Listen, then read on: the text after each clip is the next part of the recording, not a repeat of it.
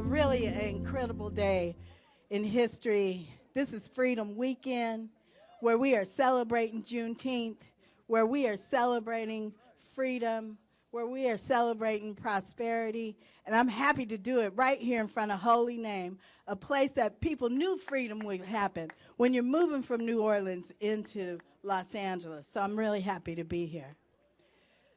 I want to thank Mayor Bass for all the hope you bring this city.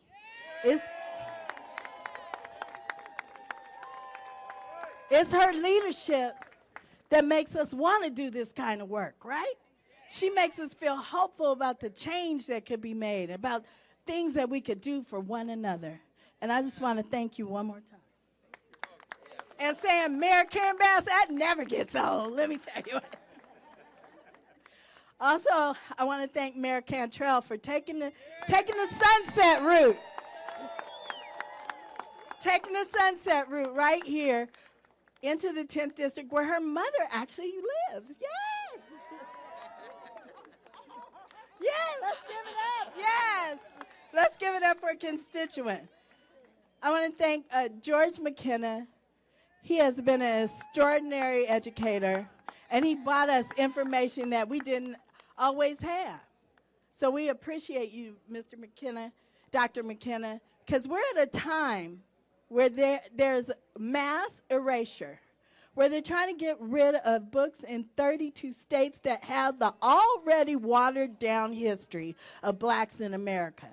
So it's really important right now that we identify spaces where there was prosperity, where small business thrived, and where there's love. And so that's why we're here today. So I want to thank Danny Bakewell, a senior and junior, for making sure you knew about it. You put it out. And there are a remarkable legacy because their parents had a business right here on Jefferson Boulevard. Where are you? Oh, there you are. So thank you. And the Freedom Choir, you bought me a little AME up in here. Where are they? That's not what I heard in the Catholic Church. So listen, I want to thank everybody for being here. It's really important to acknowledge these spaces. We did Malcolm X Route on Crenshaw. We've done New Orleans Square right here. And in a few months, we're going to do the Oaxacan Corridor up off of Pico because everybody needs to be acknowledged for their contributions to this amazing tapestry called Los Angeles. Thank you so much. And you get to introduce the mayor, Karen Bass. Oh, yay. So I get to introduce my neighbor. I want to introduce a fighter, someone who wasn't afraid of $110 million, someone who wasn't afraid of big business, somebody who wasn't afraid to stand up for what we need in Los Angeles. And she brings hope every day. The halls in City Hall are brighter. They feel better. People are smiling at each other, and they're working together to get done. Some wrong? I'm proud to introduce someone that was the Assembly Speaker, someone that was our House of Representatives Congresswoman, and now the mayor of the Mayor Cantrell, amazing city in the country, MayorKarenBass.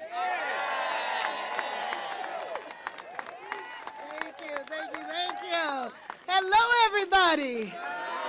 What a glorious day in LA, isn't it?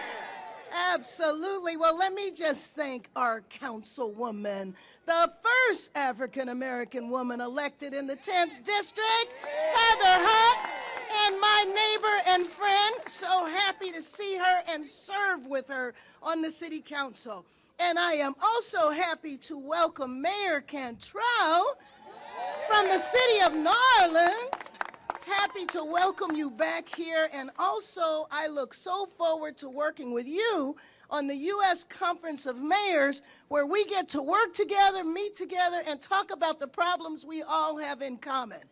As the councilwoman said, this is such an important day because LA is standing different in the country where we don't try to erase history, we celebrate history. We celebrate history, we acknowledge our roots, And acknowledging the corridor here is representative of the people who came beginning at the Great Migration to this day, coming from the South. My father was one of those individuals. He didn't come from Louisiana, but he came from Texas. But the migration was similar wherever you came from. People came here and developed roots and shaped the city of Los Angeles, and today is a part of acknowledging that history in its past, and it's also its current form. And I'm so happy that we are joined by so many other elected officials. The U.S. Congress Representative Ted Lieu is here. Sidney Kamlacher-Dove is here or on her way.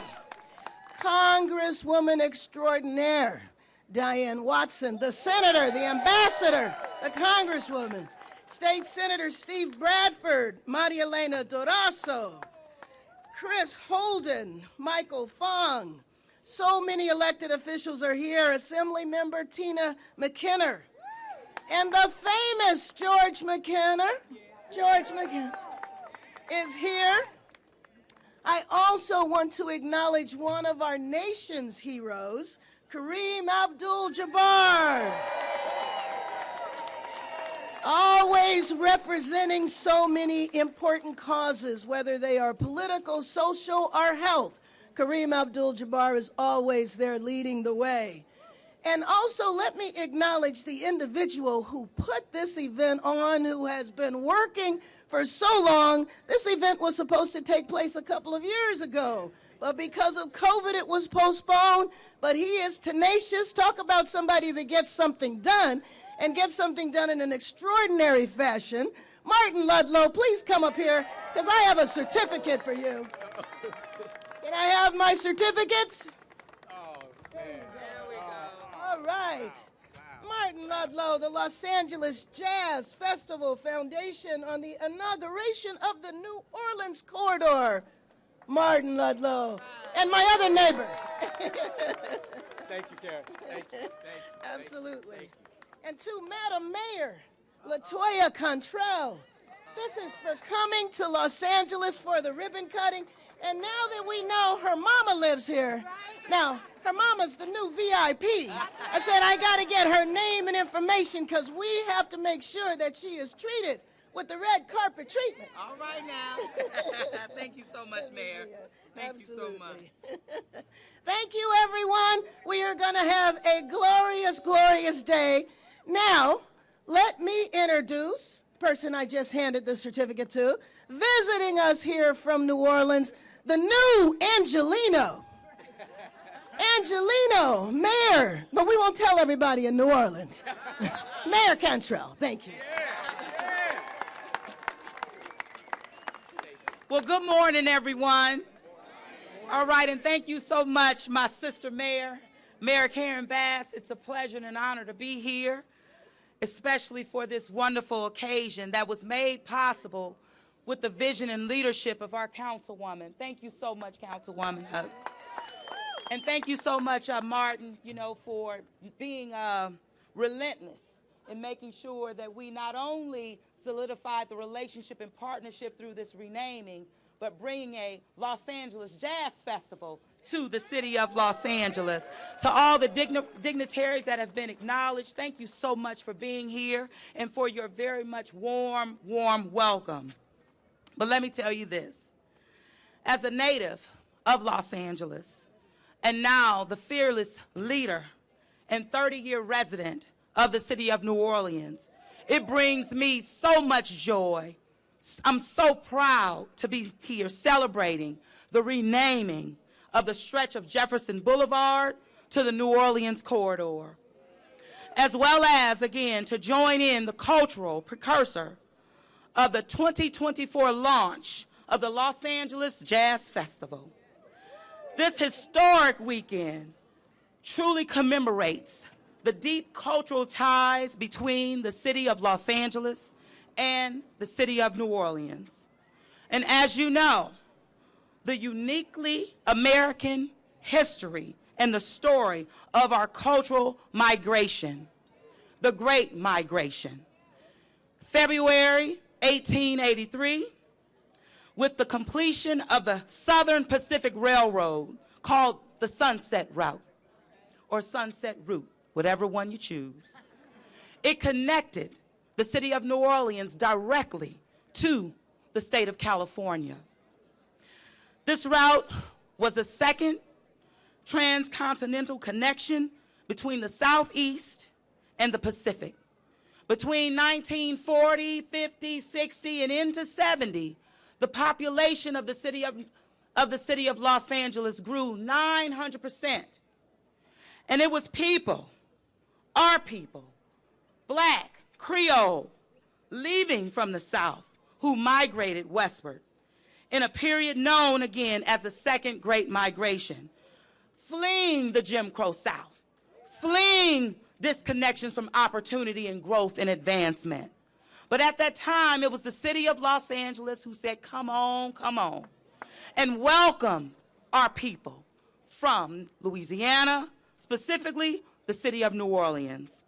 Our Creole community, our Black community, traded the Gulf Coast for the West Coast, settling right here in the city of LA, but creating one of the largest Creole communities and Black communities populated with the culture of the city of New Orleans outside of the state of Louisiana. So this is LA to LA, okay? Migration brought Louisiana's culture to the city of New Orleans. And let me tell you, when New Orleanians show up, they show out.